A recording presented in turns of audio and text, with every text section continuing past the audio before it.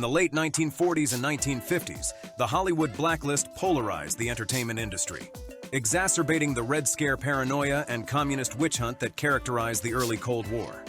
The list impacted celebrities outside of Hollywood, as well as studio writers, producers, singers, and directors.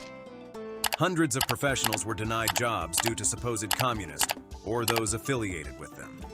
While Hollywood studios were keen to demonstrate their willingness to assist the U.S. government and avoid the economic damage that would result from cooperating with communist disruptors, some of those banned were the victims of rumors or suspicions. In today's video, let's take a dive into the top 10 blacklisted actors in Hollywood. Number 10. Edward Albert Heimberger. Eddie Albert, as he was fondly called, is best known for his role in Roman Holiday and Green Acres, where he sealed his character with his amazing performances. Albert went on to receive 2 Academy Award for Best Supporting Actor nominations for his roles in Roman Holiday, 1953, and The Heartbreak Kid, 1972. Eddie Albert had a variety of careers before turning to stage and made his film debut in 1938. He often played the friendly, good-natured sidekick and occasionally took on villainous roles. In October 1947, the United Nations fear of communism spread to the film industry, as the House Un-American Activities Committee, SHUAC, held a series of hearings intended to probe subversive communism in Hollywood. The hearings resulted in contempt of Congress charges against the Hollywood 10, a group of filmmakers, mostly screenwriters, who refused to cooperate with the committee and were ultimately jailed and banned from working for all of the major studios.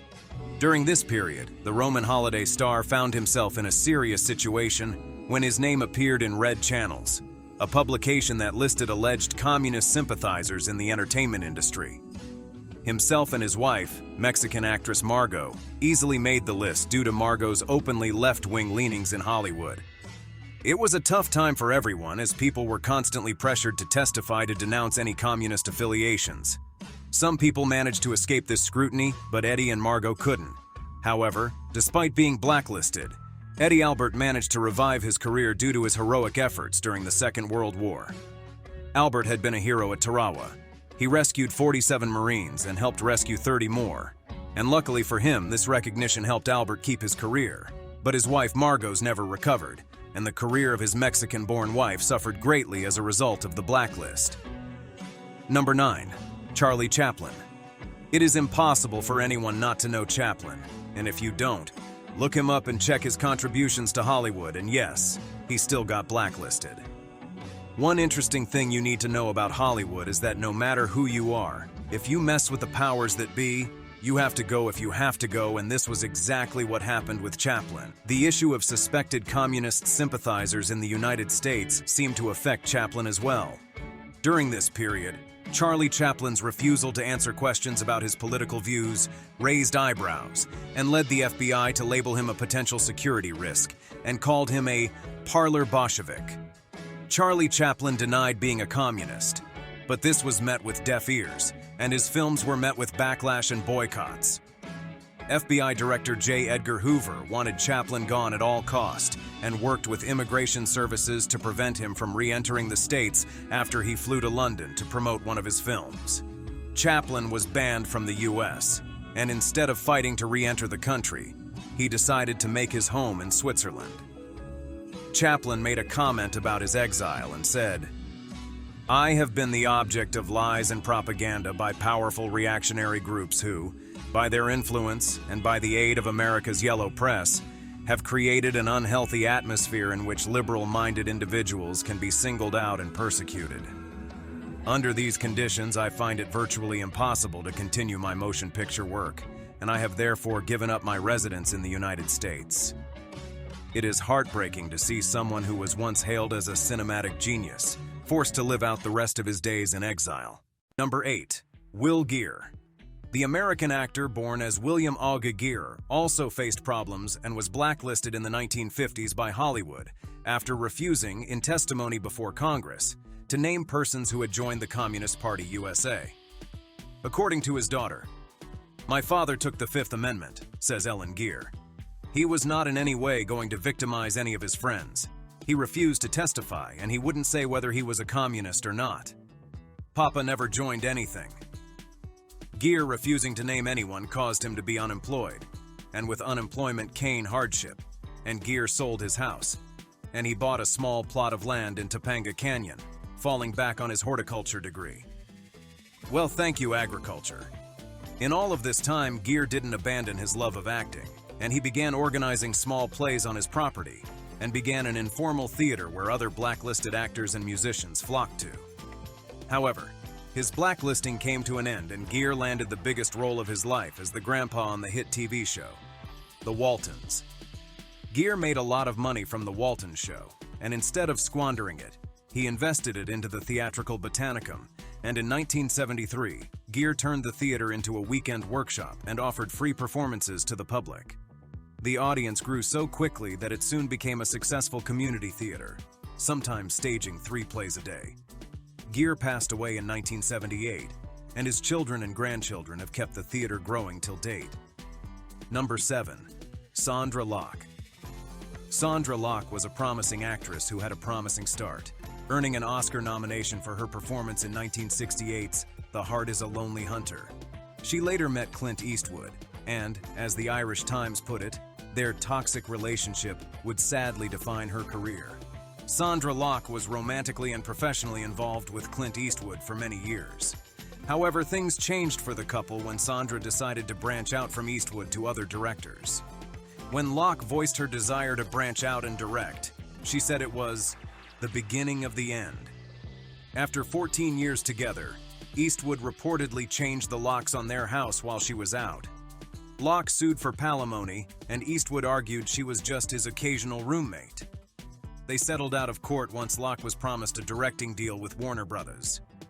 However, it turns out the contract was just a piece of paper, which turned out to be fake, and they didn't intend to let her make films. The studio rejected 30 of her scripts. Locke sued for fraud before settling out of court, and the once beautiful and talented Locke tarnished her professional career with her relationship with Eastwood. Locke alleged that Eastwood was pulling strings behind the scenes, effectively blacklisting her from the industry, and they settled out of court with Eastwood paying an undisclosed sum. According to Locke, "My biggest misfortune, my greatest regret," Locke said, "is that I wish I'd cut my time with Clint in half." Number 6. Judy Holliday. Judy Holliday managed to begin her career in the nightclub as an act before making it to the Broadway plays and musicals. Judy portrayed the character of Billy Dawn in the 1950 production of Born Yesterday, and won an Academy Award for Best Actress and a Golden Globe Award for Best Actress, Motion Picture Musical or Comedy, which shot her to fame. Judy was born in a socialist home, and she held high regards for the socialist community, dazzling them by being book-smart with an aversion to the limelight and a love for socially conscious comedy. However, it was tough to see that Holliday got caught under claims that she was associated with communism.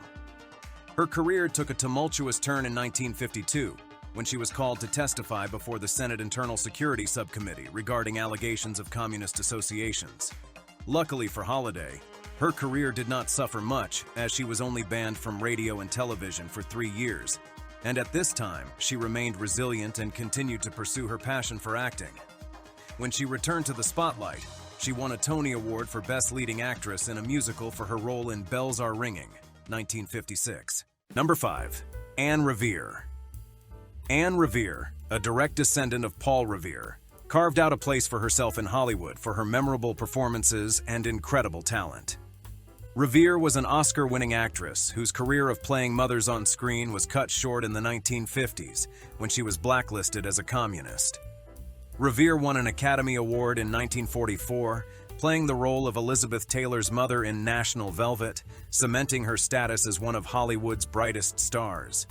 She was also nominated for supporting Oscars as the mother of Jennifer Jones in the 1943 film The Song of Bernadette, and in 1947 as Gregory Peck's mother in Gentleman's Agreement.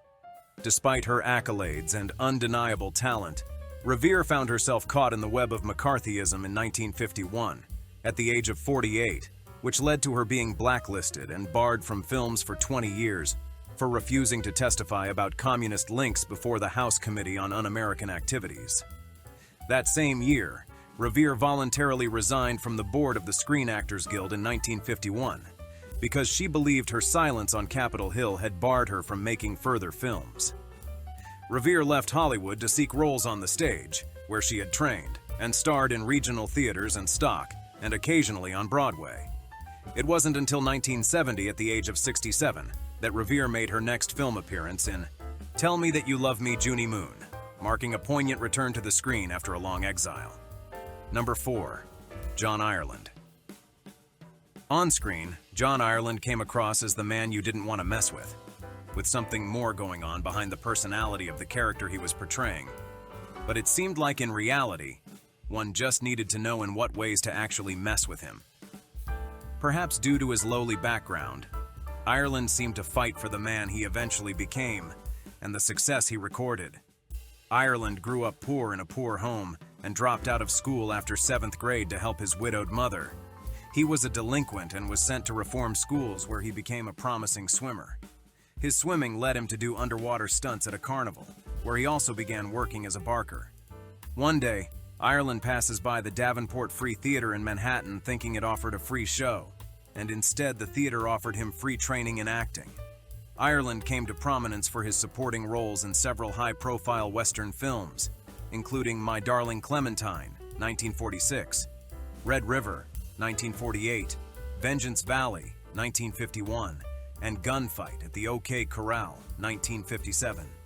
He was nominated for an Academy Award for his role as Jack Burden in All the King's Men, 1949, making him the first British Columbia-born actor to receive an Oscar nomination. The great Western actor was a part of the blacklisted actors in the early 1950s by the House Un-American Activities Committee, HUAC. However, after being blacklisted, John Ireland sued 2 TV producers for breach of contract and slander. John Ireland accused these producers of reneging on roles promised to him in the TV series The Adventures of Ellery Queen, and of stating that he was politically unacceptable because of dubious loyalty to the United States. At the end of the lawsuit, Ireland accepted a substantial but undisclosed cash settlement. However, his accomplishment in Hollywood highlights his versatility and resilience in the face of adversity. Number 3. Orson Welles. Orson Welles is remembered for his innovative work in film, radio, and theater. He is considered to be among the greatest and most influential filmmakers of all time. Welles had an incredible growth in cinema because at age 21, he had begun directing high-profile stage productions for the Federal Theater Project in New York City, starting with a celebrated 1936 adaptation of Macbeth with an African-American cast, and ending with the controversial labor opera The Cradle Will Rock in 1937. Those that came in contact with Welles had shared in his ideas and vision definitely knew he was a force to reckon with, and he was respected by all. But by now we know if the higher-ups are ready to mess with you, there's no escaping it. And this also happened in the case of Welles. During this period, Welles was on a trip to Europe and was absent from all of the struggles happening in America. But they managed to get him involved, and his once flourishing career faced serious troubles. Welles got caught up in the turbulent currents of McCarthyism when he got named in the infamous Red Channels. He was under the spotlight of suspicion, despite being physically distant from the epicenter of the Red Scare. Welles was targeted in part because of his progressive political stances, but the suspicions only grew after the release of his classic 1941 film, Citizen Kane, whose main character served as a thinly veiled reference to the anti-communist news mogul, William Randolph Hearst. According to the FBI report, the evidence before us leads inevitably to the conclusion that the film Citizen Kane is nothing more than an extension of the Communist Party's campaign to smear one of its most effective and consistent opponents in the United States. Welles did not bother to appear before the HUAC and gave himself a self-imposed exile in Europe until the situation diffused. The blacklisting shows that talents were not immune to the pernicious reach of McCarthyism. Number 2. Lee Grant. From Lee's first moments on screen, she was exceptional and someone to be scared of in terms of achievements. For her film debut in 1951 as a young shoplifter in William Wyler's detective story, Grant earned an Oscar nomination for Best Supporting Actress and won the Best Actress award at the 1952 Cannes Film Festival. Unfortunately for Grant, she got affected by the waves of McCarthyism, and fun fact was that Lee Grant wasn't even a suspected communist, but her husband was, So Lee was blacklisted at the age of 24 for refusing to cooperate with the House Committee on Un-American Activities and Name Names. With the wins and awards she acquired as a young actress, it felt like an attack on her career by the HUAC for refusing to testify against her husband, playwright and screenwriter Arnold Manoff. This period affected her greatly, and she couldn't really feature in projects and had to endure a period of limited work opportunity. Grant was banned from working for more than a decade, but after her ban was lifted after 12 years, she made a dramatic comeback and won Best Supporting Actress Oscar for her role as Warren Beatty's older lover in Shampoo, 1975. Her experience with the blacklist scarred her to such an extent that as late as 2002, she would freeze and go into a near trance when anyone asked her about her experiences during the McCarthy period. According to Lee Grant, this period of blacklisting taught her to be dedicated and resilient. In her autobiography, she writes, "Dinah was my grail, my constant. Nothing and no one could get between us. Dinah and my need to support her financially, morally, viscerally, and my rage at those who had taken 12 working, acting years from my life were what motivated me." Later on, Grant focused on directing in her career. She won 2 Emmy Awards and was nominated 7 times. Number 1. Jean Seberg.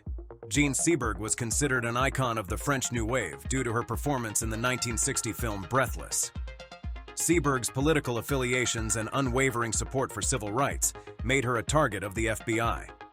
The FBI was shady in so many ways, and one of the forms of their illegal operations was through COINTELPRO, and this activity was aimed at disrupting domestic political groups in the U.S. through infiltration, surveillance, and any way they felt they needed to get information. Seberg's association with the Black Panther Party through her donations to the NAACP made her an easy prey for the FBI, and they soon began investigating her and launched a campaign against her by the one and only Edgar Hoover. Seberg was under heavy surveillance and defamation, which ruined her Hollywood career. Due to COINTELPRO's activities, Seberg was blacklisted in Hollywood and sought solace in European cinema, not knowing the extent to which her reputation had been ruined. The trauma and pain from all that she suffered from the FBI lived with her until 1979, when she was found after disappearing for 9 days. By this time, Seberg's body was found with a bottle of barbiturates and a note which read, "Forgive me, I can no longer live with my nerves." If you like this video, do not forget to share and subscribe. Also, let us know in the comments who gets your votes as the most famous Hollywood actor on the blacklist.